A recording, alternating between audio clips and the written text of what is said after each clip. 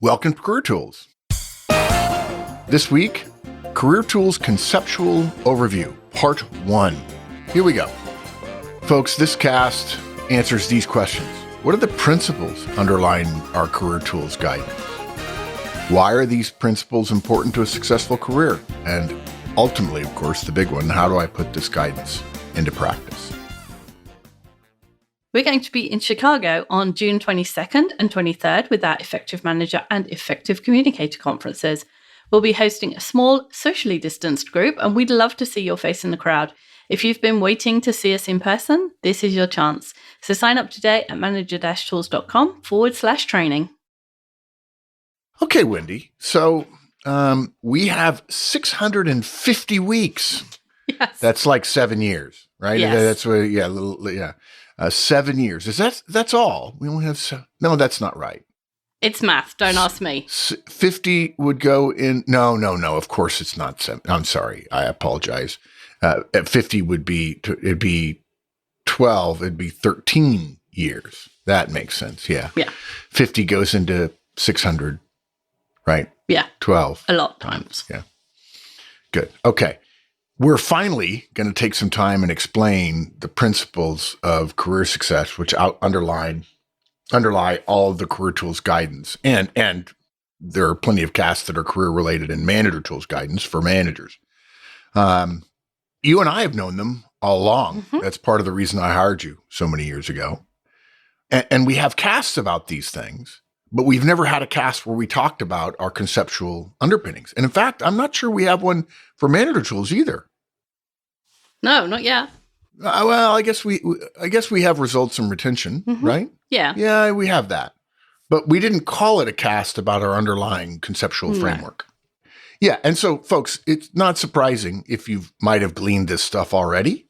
But we think, particularly if you're new, this will be helpful for you to get the overarching principles that inform all of our work all of the time. We promise you, your career is much simpler if you'll think about it conceptually. You don't have to think about 3,000 details. There are some common themes. There are some organizing principles that if you'll follow these, everything gets easier. Okay, so Wendy, what are we going to talk about? So our outline is results and relationships are what matter. Yes. Personal productivity helps. Yes, agreed. It's not about the job search. And rewards take care of themselves. I like that.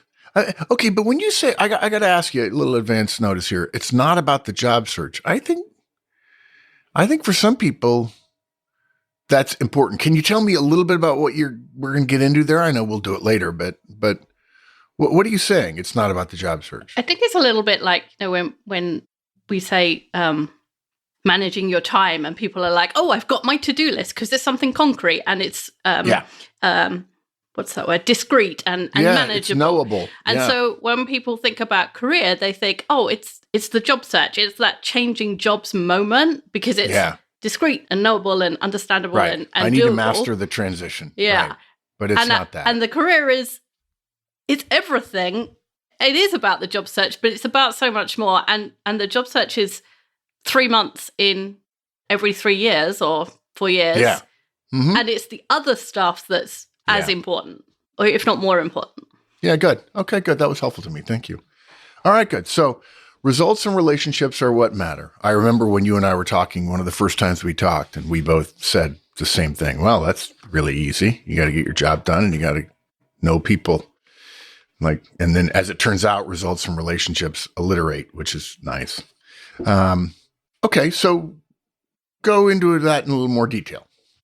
So if there was a secret guide to career success, which there isn't, it would be very short, just those 3 words, results and relationships. And if you think about it, everything you do at work should fall into those 2 categories. It either gets you results or it builds a relationship or both. Yeah, when you say results, though, I think you have to be careful. We're steeped in this stuff. So results means a specific thing to you.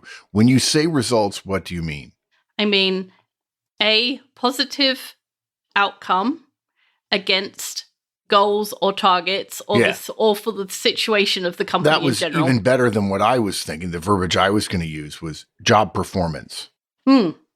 Yes. Yeah, exactly. And in fact, let's be more clear. Not what you think about your job performance, but what the organization thinks about your job performance, right? Yes. Yeah. If you think you did great, but the organization doesn't, you didn't do great. No, exactly. Right? Yeah. Okay. I was thinking about this cast last night when I was preparing my desk for recording this morning. I just realized I've already been on the phone for 3 hours this morning. It's 8:30 Pebble Beach time, and I've been on the phone already for 3 hours because it's a Friday. And I was thinking about results and relationships, and as I put the show notes on my desk, and I was reminded about the old phrase, it's not what you know, it's who you know. And I've always been frustrated by that phrase because it implies an either or Yes. and a primacy that I don't think is accurate. I think, folks, in case you've heard people say that, I'm sure you have, it's not what you know and it's who you know. I think what they're saying there is they're diminishing what you know because what you know is a lot less important than how well you do whatever it is you do. Your knowledge, this is particularly true for young people. Oh, I know a lot. School taught me a lot. Mm-hmm. Yeah, you're not going to get paid for how much you know. You're never going to get paid for how much you know. You're never going to get paid for how much you know. You're going to get paid for how much you can do. Okay. And look, I hate to tell you, and certainly if you know 10 times more than I do about a topic, you're much more likely to be proficient at it than I am. So there is a natural correlation between those things. But I know a lot of people who know a lot of things about a few things and aren't any good at doing them because working in an organization, as the old joke goes, when the kid says to the HR person, I'd like a job working with people, the grizzled HR veteran says, that's good, kid, because all the jobs with dogs and trees at our company are taken. It's a silly thing to say you want to work with people because that's the purpose of organizations is to organize people for better results than they could achieve independently. But the point of it's not what you know, it's who you know diminishes the person who worked hard in school and learned a lot and is self-effacing and hardworking and professional and ethical and kind to people and so on. I think what it also is designed to say to people is it's designed to highlight the second half of the relationships part. Meaning, hey kid, even if you know a lot, and even if you think you're good at your job, if you piss everybody else around here, if you piss off everybody around here a lot, it won't matter how good you are at what you do because they will drag you down.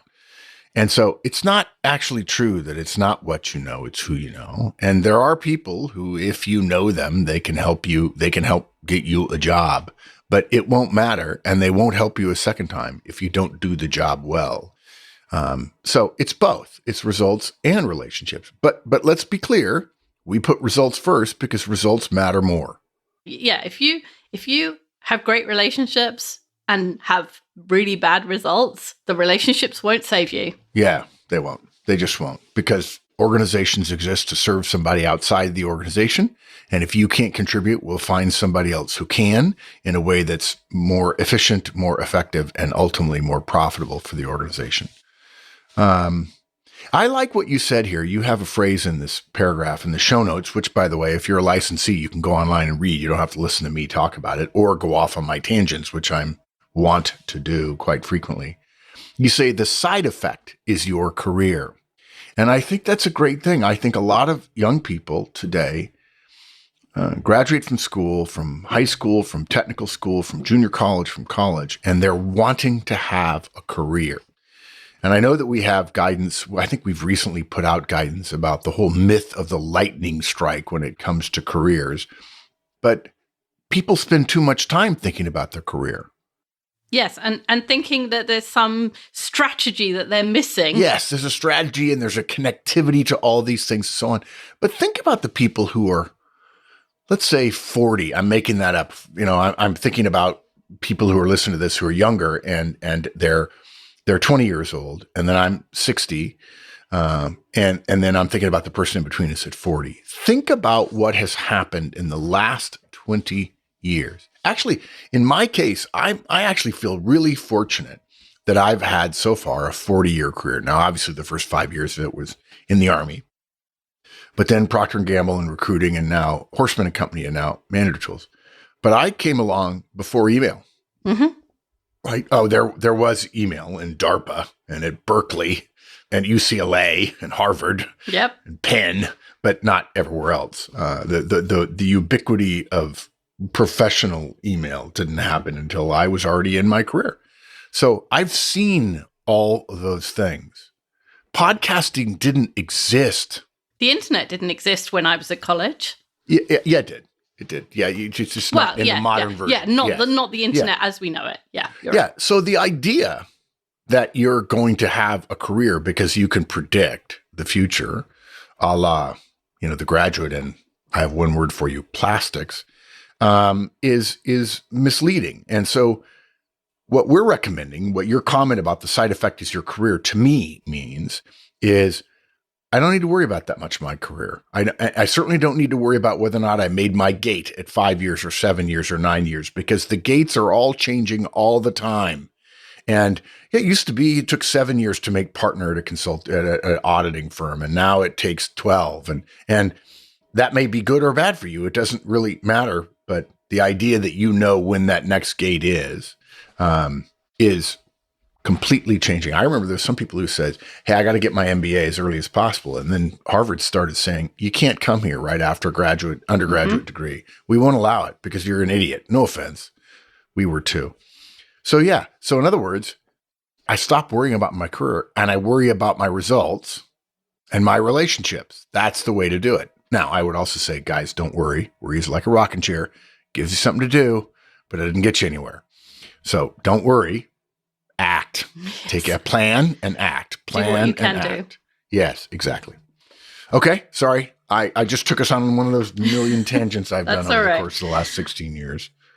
So where are we? So results and relationships are not 50-50. They are both important. Sure. But the relationship, I shouldn't use that word because we're already using it. The balance between the two depends on the stage of your career. So early career, results are the most important thing because you are responsible for a discrete piece of work. Usually, if you're an individual contributor, you have goals, you have things, and it's you doing that work. Yeah. Later on, you do work through people, and therefore relationships become more important. Yeah. Okay. So you're saying in the beginning, and maybe I'm responsible for logistics or accounts receivable or sales to a group of customers, but the goals I'm going to get are about the quality and quantity of my work. Exactly. Now, I'm going to have to work with others. That's the teamwork thing you mentioned. But my overall objectives rely on my abilities, my professionalism. Yeah, I got to talk to people. I got to do email. I got to go to meetings and so on. Yeah, the stuff as you said. That's yeah.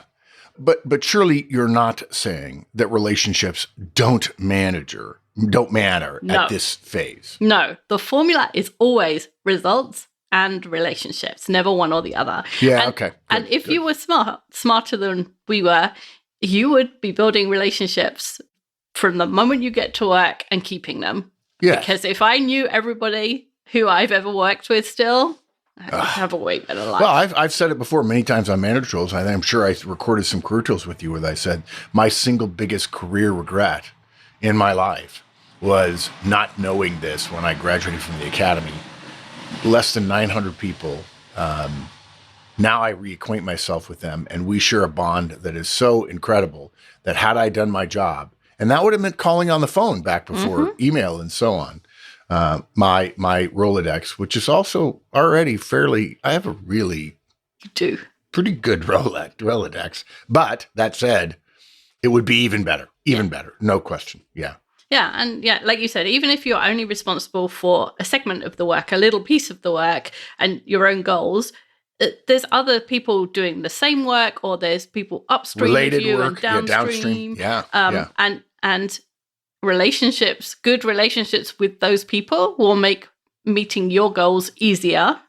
They allow you to share problems and solutions and ideas, and just having someone to, I'm having a really bad day. I'm going to go outside and walk around the block. And someone, when the boss comes past, says, where's Wendy? To say, oh, it's all right, I've got it.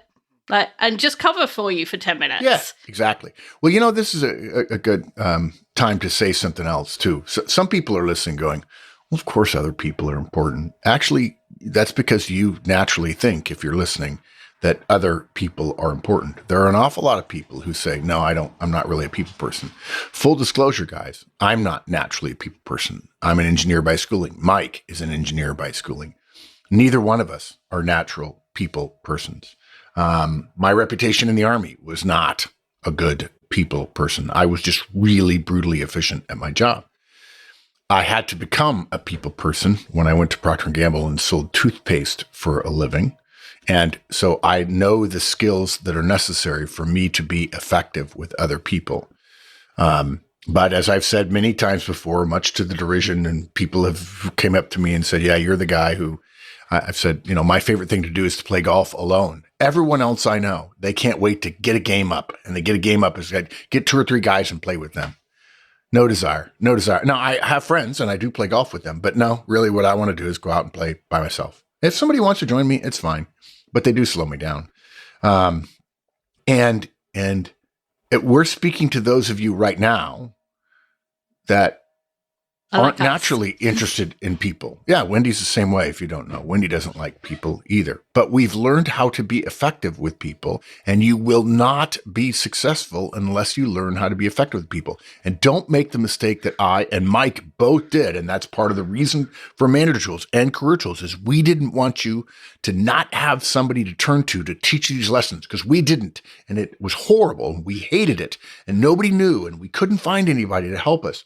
And both of us took the approach early in our young professional lives when we were both in the Army. And not only do we know each other's school, but then we went to the same unit in Hawaii.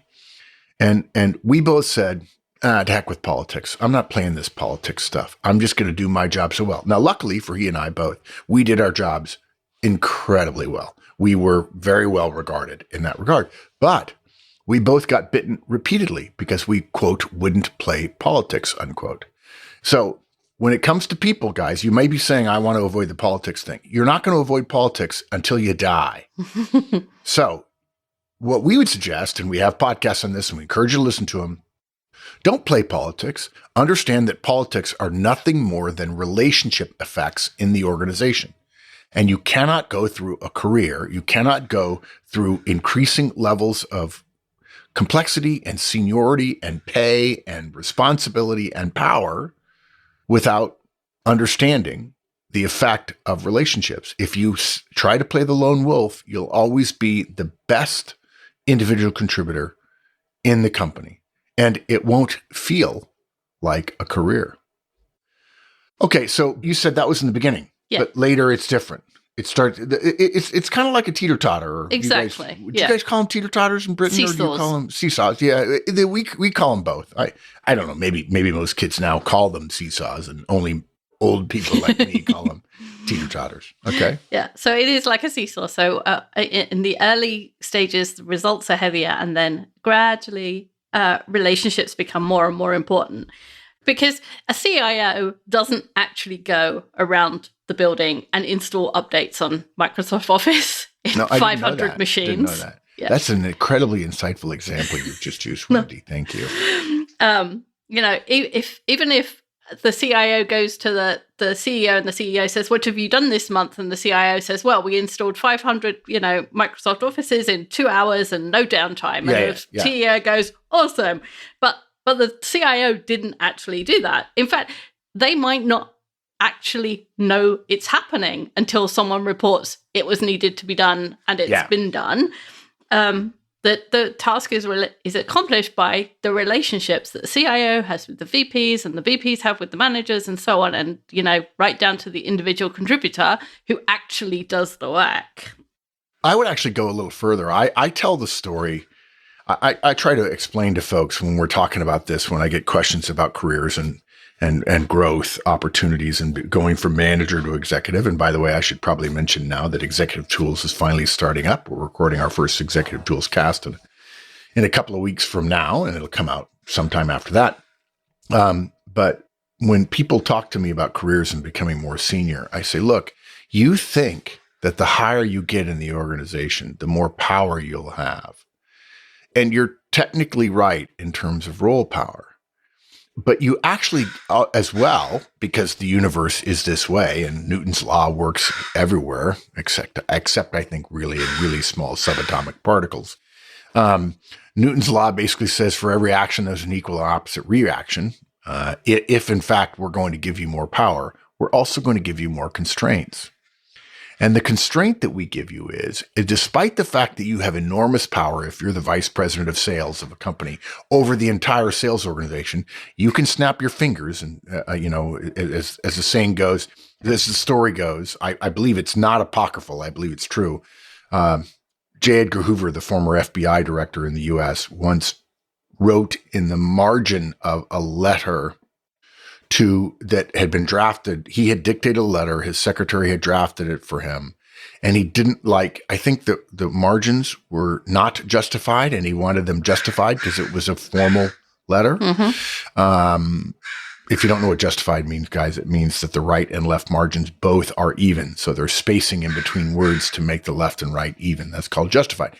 And so he wrote a line down both sides, a vertical line down both sides of the paper and said, watch the borders. and the FBI dispatched 5,000 agents to the Canadian and Mexican borders. And when you have that level of power, mm-hmm. In fact, I just talked to an executive recently, Larry Bossidy, and he said, I used to make suggestions and I discovered every suggestion I made was by definition an order. Yes. And I didn't want it that way, but I tried to fight it and I could not. People are built around helping you do what you want to do to make you as efficient and effective as possible. But we burden you with something because of Newton's law. We burden you with, you can run the sales organization, but you have no more authority in manufacturing than you used to. Exactly. So if you know, as the VP of sales at the top of your career, that the customers are really clamoring for a new addition to the product line, and you could sell like hotcakes, as the saying goes. But the VP of manufacturing doesn't like you. You're not going to get it built. Right. And so you think, that guy, he's got all this power. Why doesn't he just say we're going to do this? Because the VP of manufacturing will build it because he doesn't like her or him. Yep. Okay. By the same token, if you're the VP of manufacturing and you have a way to produce a new product that you think actually is cheaper and better because of some improvements you've made, and you go to the VP of sales and say, hey, I think this would be great. Mm-hmm. Our margins would be much better. The VP of sales doesn't like you. He isn't going to sell it and says, don't bother. And to be clear, nobody says, the VP of manufacturing doesn't say, I'm not making that product because I don't like you. They say, no, it can't be done because of X, Y, and Z. It won't be sold, and I can't do it for 2 years or whatever. There is a justified list of reasons. Yes. And then what happens next is you say, well, I'll go to the CEO. Oh, sure, because CEOs like to adjudicate every little. Exactly. I won't say the phrase that came to my mind. But every little contretemps between two of their directs, like, no, guys, go. Like every manager does, right? Yeah, exactly. Yeah. Don't ever let anybody rent your role power from you. As the rules change and things reopen here in the States, we're delighted to be back on the road, training clients, training groups in your space at your site, and we'd love to come and see you. If you're looking for training in management, communication, hiring, or even some guidance on remote management, we have both in-person client event trainings and virtual trainings available for you and your group. We'd love to come and see you. We'd love to talk to you. Please send us a note at maggie@manager-tools.com, and we'll discuss any options that we feel might fit your training needs. So keep going, though. Keep going. I know we have more on this. So the other part of relationships outside of the company matter too. Oh, gosh, yes. I forgot. Yeah, that's especially right. The higher you go. Yeah, they do at the beginning as well, yeah, right? Yes, they you do. need to start building those relationships in the beginning because you never know when you may need help outside. Right. But they become even more important at higher levels. Yeah. So it's not uncommon for companies which compete in one market to be collaborating in another. So if you see in the press something that says joint venture or outsourcing agreement or product licensing or cooperative totally research, strategic alliance, all of those things are managers directors and VPs and executives having relationships outside of the company. Yeah, absolutely. Yeah. So I was looking for some examples. Apparently, General Motors buys cars from Daewoo in Korea. Yeah, that's normal. Yeah. Siemens buys computers from Fujitsu. Even though their divisions of theirs compete directly against one another Exactly. and actually, frankly, don't like one another, interestingly. Yeah. Yeah.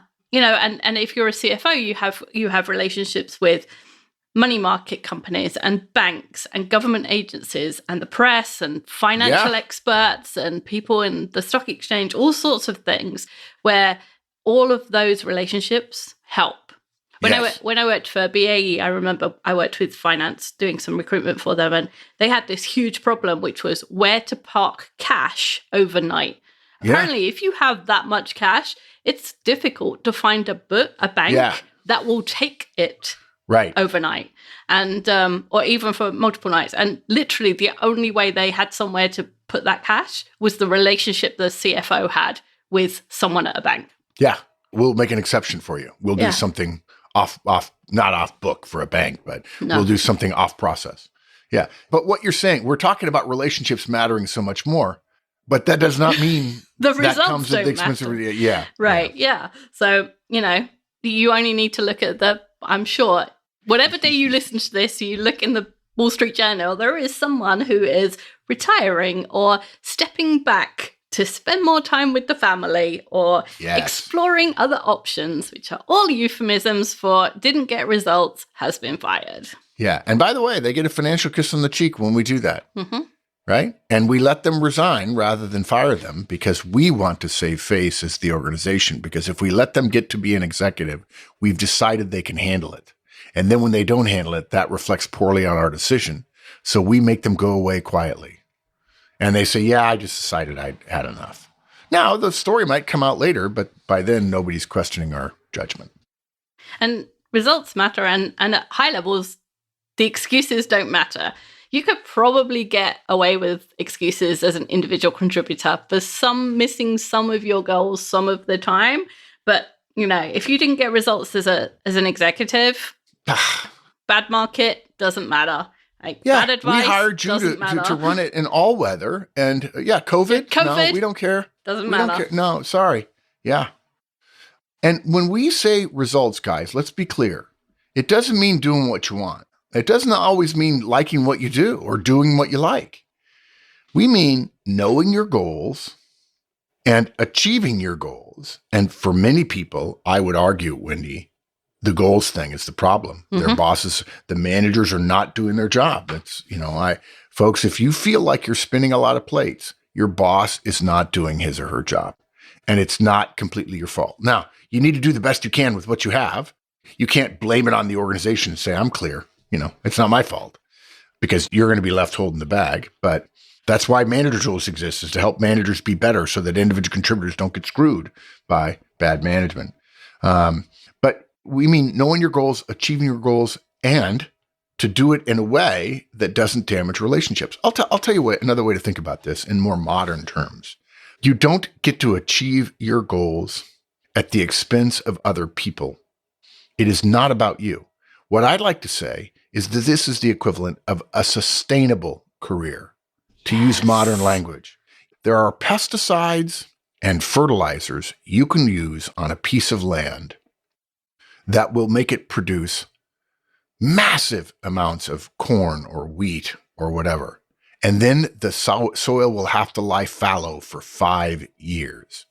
Or you can farm sustainably. You can avoid some of the pesticides, virtually all of them. You can use more natural products that won't harm the soil when they fall into it. You can use different fertilizers that are more natural, and you will get a significant yield every year. That's what careers are about. Can you get your results and still tread lightly on other people? Can you do it in such a way that relationships not just survive, but thrive? Yeah. And in fact, if you'll treat other people with dignity and respect, and by the way, you cannot do that by choosing email all the time. If you do that, what you'll discover is you'll be the one that people will want to work for because you're kind, because you're respected. You're seen as somebody who gets things done, but does so in a way that's sustainable. So results are the hard numbers against which you're judged. Lines of code written, sales made, cases, people served, customer interactions, right? Customer quality interactions, number of test cases created, number of test cases run, whatever. And as I said before, if your goals are a problem, we have a cast for how to find out your goals. It's one of my favorites. Look, if you're a more senior person, it might be an increase in the stock price. I think that's dumb, but that is frequently what someone is asked to do. The problem is why they want the stock price increase. Do they want it because the underlying value of the company's gotten better because they're more productive? Okay. And then we use the stock price as a metric, but some places they just want the stock price up so they can make money, which is not a good reason. But it could be worldwide sales. It could be net revenue. It could be margin increase. It could be press attention. Or, revenue and cost would be good. I'm just saying. Just saying. You can make it hard. You can make it harder. You can make it easier. So those are results. Okay. What's your job and did you do it well? And not at the expense of other people. As the saying goes, smile at people on your way up because you'll see them on your way back down. When we say relationships, we mean building a network, sustaining a network, and also still getting results. It can't be your primary job, okay? And look, Wendy has done some really nice work thinking about relationships, so I get to tell you her definition. Wendy calls a relationship if you know the person well enough to call and ask a question and be at least 80% sure you're going to get an answer. And look, there are some people, the 20% is not that you don't have a relationship, they just don't answer calls or questions or phones or whatever. Now, I'll tell you an interesting story. A very good friend of mine, I happen to live in Pebble Beach, and I live very close to Cypress Point. And Cypress Point is a private club. I'm a member of a private club, Monterey Peninsula, but Cypress is a whole nother level of private club. It's very small. It's very exclusive. And a friend of mine and I were talking about playing golf, and he's played there a few times, and so have I. But we both know that you do not ask. Mm-hmm. Because it's considered a significant ask. And then we started talking about his career. He's been in sales for years and sales management with Caterpillar, and he knows my career. And both of us agreed that you only ask for favors from people, and favors are a metric of relationships, right? We have a rule. It's our rule. We agree, by the way, with your 80% one. I shared that with him because you had shared it with me before. We have a rule that we don't ask someone for favors unless you're 99.9% sure they'll grant it. Yes. Now, it's okay if they don't call back. It happens. People are busy. Okay, fine. By the way, if you call 3 or 4 times, if you're not doing anybody any favors and they're not returning any of your calls, that's actually not that they're busy. That's feedback. Yeah. But in this case, it's the same thing, right? Can you be sure? And if you have a doubt about whether or not they're going to call you back, then that's not really a relationship. And how do you build a relationship? You reach out and talk to people in a way that makes sense to them. And look, there's not a target. We're not going to give you a number if you have to have 100 friends and then 200 or whatever. But we can say this: Facebook is not a good measure. Facebook is an address book, not relationships. Yes, absolutely. Yeah. And then there's a balance, right? Yeah. So there's a balance between results and relationships in that success only comes if you don't sacrifice one for the other. Yeah. You can hit all your targets and still be unsuccessful if you've not developed or actively damaged relationships. Yeah. And you can have great relationships and still not be successful because you don't get results. Yeah. Yeah, good. Okay. An example maybe? Yeah, so an example. So if you think of a salesperson in a car showroom, in most showrooms, there's several salespeople, all with a target of cars to sell each month. And there's usually some kind of turn taking in that one salesman gets this customer, and it's then a horrible next customer experience. Goes to the next person. It's a horrible, it's horrible. Yeah. So that each person gets the same number of customers over a month. Some will be good, some will be bad, but it all averages out. So, and the best salespeople still get better numbers because they convert more people. So a salesman who wants to meet their target but isn't considering relationships might jump the line. So they get, so it was so-and-so was up, but he's not here right now. So I'm or just going to take his customer. outside and randomly stroll and say, "Oh, sir," and say, "Actually, I met this guy outside and I've already talked to him. Why don't you let me take him?" Yeah. Or they serve customers that they think are better prospects. It's like two people come in at the same time and you choose the guy with the, know, it's like, oh, I'm going to go for that guy. And he's the guy with the better suit on or whatever. Yeah, exactly. And that salesman might meet their target that month or it's several months in a row, but they're damaging the relationships. And they'll soon find themselves out of this cooperative loop that the relationship created. So all of a sudden, their paperwork goes missing, or they don't get messages from phone calls, or their colleagues don't say, oh, he's in the break room, I'll go get him because he's up next. A boss I had once, Colonel Texera, actually said to me, I'm not going to help you step on me. If you've made a habit of stepping on me, I will stop doing the things that I am obligated to do. One of the ways I happen to be a student of American history and specifically of Republican government. And by the way, that's a small R, Republican, guys. We're a republic, not a pure democracy. And one of the things I know about America that's important is the Constitution is not a suicide pact. Your career is not a suicide pact. We're not exhorting you to do the right thing, even if it causes you harm. Okay. There's a rule. First, do no harm. I think it's Hippocratic Oath. Actually, it's not a rule. But oaths are pretty big deals. And so I would just say, this person is going to start getting stabbed in the back. And he'll say, I'm getting stabbed in the back. Right. And of course, the great answer to that is, dude, you started it. Yeah. And your mother's not around to say, you might have started it, but I'm not. I'm finishing it. Yes, exactly. My mother always said. Yes. Yeah. So results without relationships gives you gains in the short term, but it makes the long term harder because nobody's going to help you. Right. But the opposite's also true. Right. Yes. The other car salesman who works on relationships, but maybe doesn't think about making his number, just figures, I want to be liked. I want to be appreciated. I want to be a good team player. And if the numbers work out, the numbers work out. And I believe that this is who I want to be. And I believe that I'm a good person and that will lead to results. But in fact, it may not. So this guy gives every customer their very best personal attention, even those who clearly are just window shopping and are not going to buy a car. He probably makes relationship calls to customers on the outside just to catch up and to say hi, but only to the people he likes, irrespective of whether or not they're likely to buy a car. Maybe he doesn't even qualify them. He just wants to chat with people. He likes being liked. Mm-hmm. And there are people who are listening right now. You like to be liked, and that's okay. That's good. Who you are is okay. But when you take a professional role, there are things that the role demands.